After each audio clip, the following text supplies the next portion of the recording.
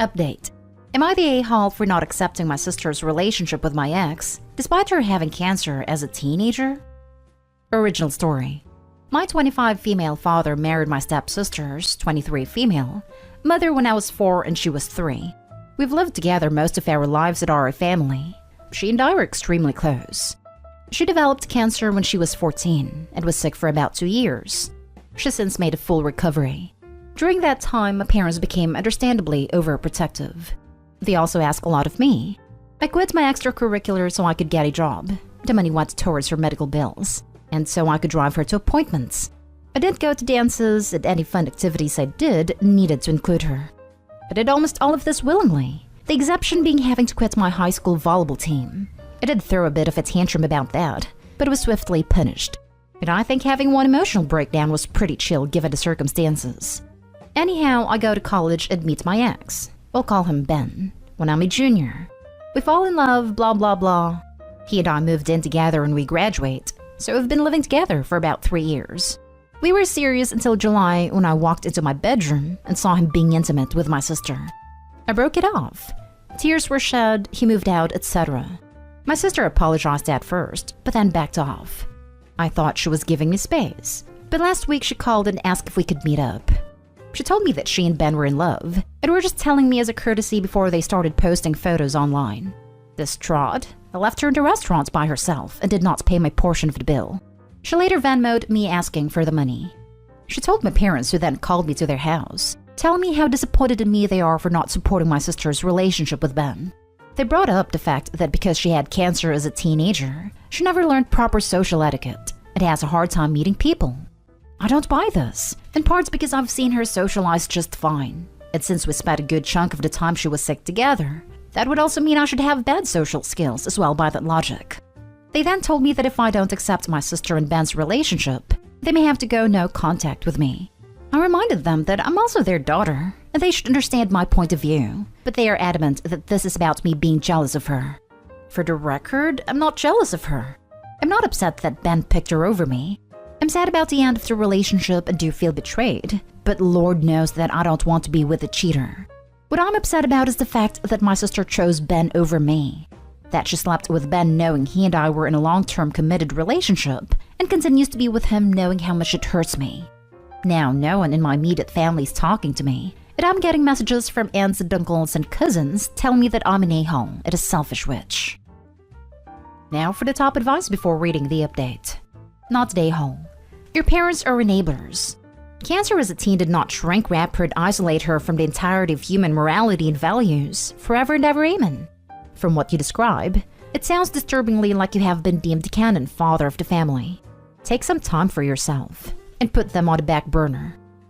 Is it just cancer or any potential life-threatening disease that gives an exemption? I really need to know because I might have behaved unnecessarily for many years. I had cancer as a teenager. I've managed to not sleep with either of my siblings' partners, weirdly enough. Maybe you were on a different treatment plan. Not today, home. Having cancer as a teenager is not a valid excuse to be an awful person for the rest of your life. No, but Opie's sister and her parents will use it as an excuse ad nauseum. Oh, heck no. Your sister is using an illness she had a decade ago as an excuse to sleep with your boyfriend and have that be okay. It's not. The fact your parents are going along with this smacks of having a golden child. I'm sorry to say that sometimes the trash takes itself out. Your sister is awful. Your parents are and were awful. It was not your job to quit every activity to pay your sister's medical bills and drive her around. It's good that you know this now, and can get some therapy and move on with your life. You deserve better people in your corner, and they are out there waiting for you.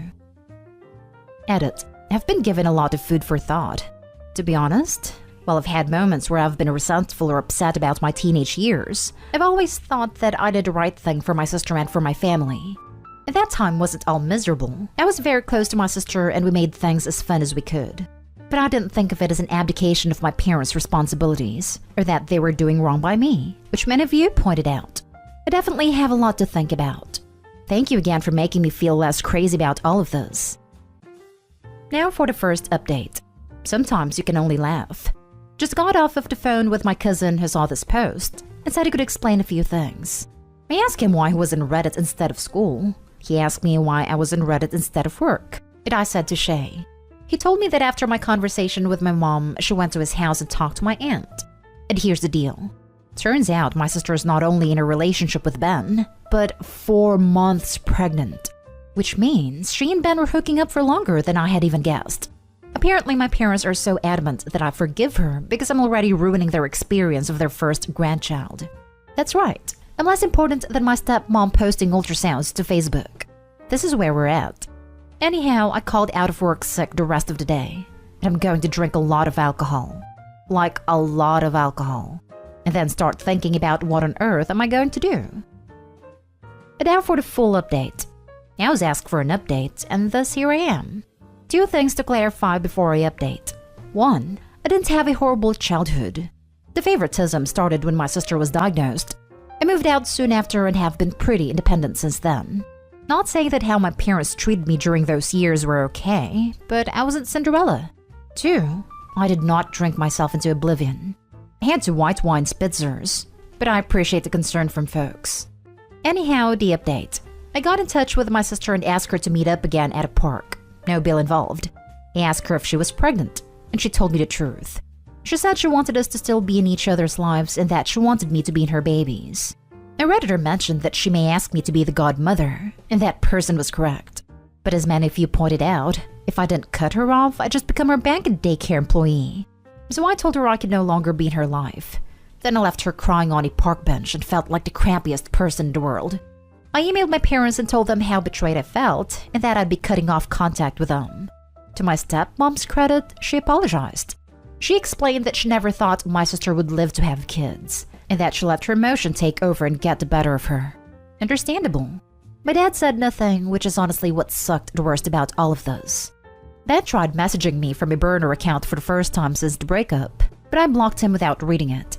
I didn't go nuclear and post the story to Facebook as some suggested, but I sent an email to the extended family members who I care about.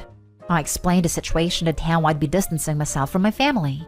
Some have made it an us versus them situation, and as much as I appreciate the support, feeling like I'm in some valiant battle just makes me more tired. So I haven't been talking to much of anyone in my family. I feel lonely and crappy, but I think I made a right decision. Anyhow, not the most exciting update in the world, but hopefully everyone knows that I'm not dead.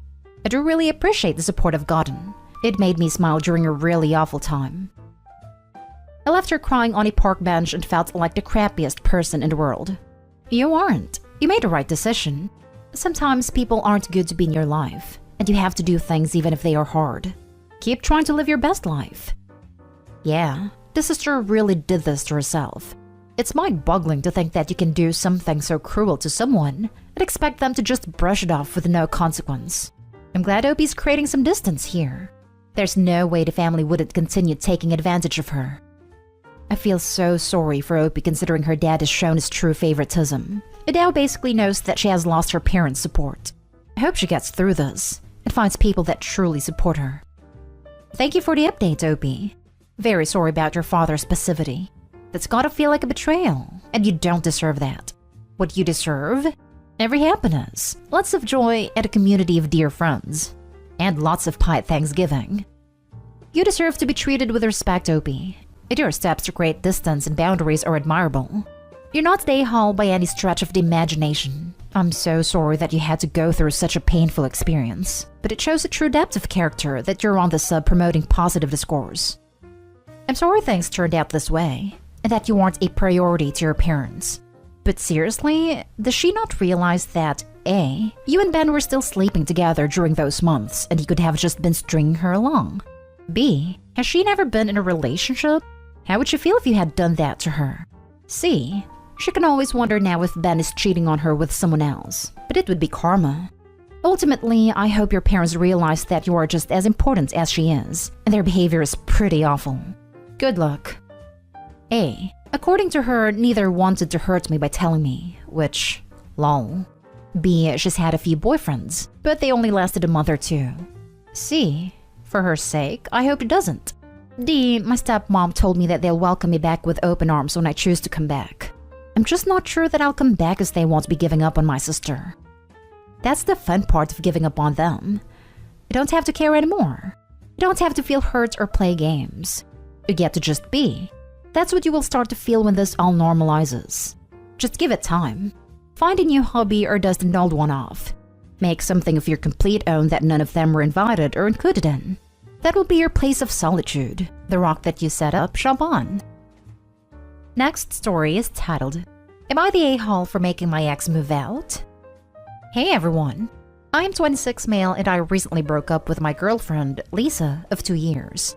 Lisa had approached me telling me she wasn't happy in the relationship and wanted to work on it more, but nothing ever did seem good enough, and it began to feel like I was working all the time. On top of that, she was flirting with a classmate a lot, which made me feel uncomfortable, to be honest.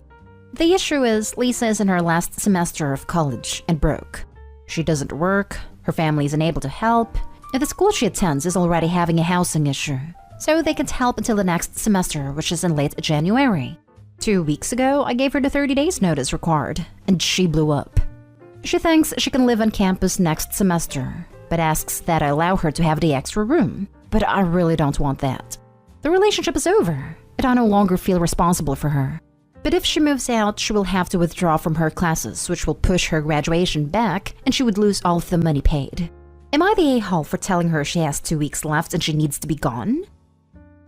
Now for the comments. Not the a-hole. Maybe her classmate she was flirting with can commit to helping her. This OP. Not your relationship, not your responsibility. This. Besides, it's not the worst thing taking an extra year. And if she really needs it, she can always take out a loan. Do not feel guilty or the one responsible here, OP. No a-holes here. When my ex and I broke up, I offered him the spare room to get his stuff together. Because even though we weren't together, I still cared about him and his well-being. I set some pretty hard boundaries with him. But if that's not where you're at, that's not where you're at. Would have agreed with us if she wasn't busy flirting with other people whilst in a relationship with OP. If you've lost feelings or you're feeling unhappy in a relationship, put an end to it. Don't go around emotionally cheating, especially when your other half works hard to pay the bills. This. Commenter in this thread is all, but ex is being demonized. Nah, if you're running around flirting with other people, go become their problem. OP has been carrying the financial burden while Lisa does nothing. It's Lisa's fault she couldn't keep it together another 3 months. Not today home. She's an adult and should fend for herself. You weren't responsible for her while the relationship was going on. You're sure as hell not now that it's over. I know too many people, myself included, who let their exes leech around off them after it's over because they feel guilty. It's not healthy for your mental health. She's gonna leech until she graduates. Last story. Am I the a-hole for refusing to house sit for my brother on his honeymoon after he treated me horribly at his wedding? My brother got married in June, and he and his wife delayed their honeymoon to save money and recover from their wedding. Then he asked me a couple of days ago if I would house sit for them while they go on honeymoon.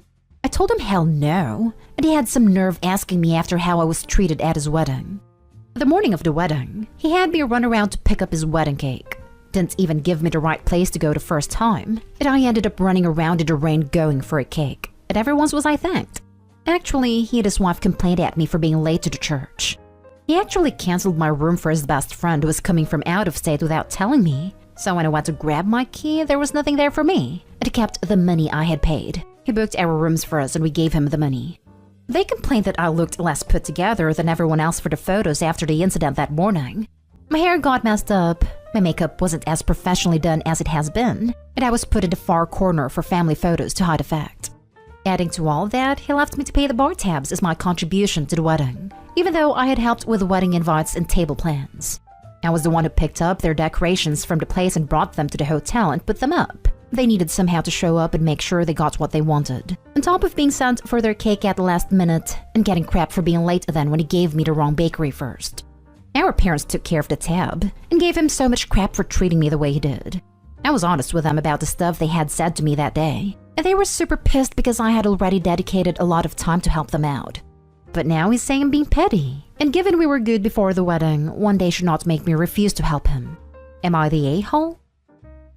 Like the saying goes, no good deed goes unpunished. You bent over backwards for your brother and sister-in-law, and they didn't show an ounce of gratitude. I don't know what it is about weddings that brings out one's inner a-hole, but these kind of stories makes me want to elope if I ever get married. It's rare we hear about a groomzilla, Your brother sounds like a piece of work, and I would have laughed at his face. Not today, Holopi. Good for you for sticking up for yourself. I get that people want this perfect day. They want to feel like their day was magical. But how the hell is it magical when you treat the people you supposedly love like this? And the fact that he just doesn't care. I can't imagine treating my brother that way, especially if he was helping me. I always appreciate his help in the past. I just wish he could understand. I'm a college student who couldn't contribute money, so I contributed time. But on top of not appreciating that, he tried to stick me with a bill. Wanting your wedding to feel like a beautiful, special occasion doesn't make one an a-hole. Being rude, demanding, and cruel to those helping on said special day does. Weddings are about the joining of two lives, and by extension, two families. Your brother, however, missed this memo. He treated you as less than. He put expectations on you, and when things didn't go exactly as planned, he took it out on you. Instead of recognizing your efforts and being grateful, he treated you like something he stepped in. Opie, this speaks to your brother's character. Remember, you do not have to set yourself on fire to keep others warm.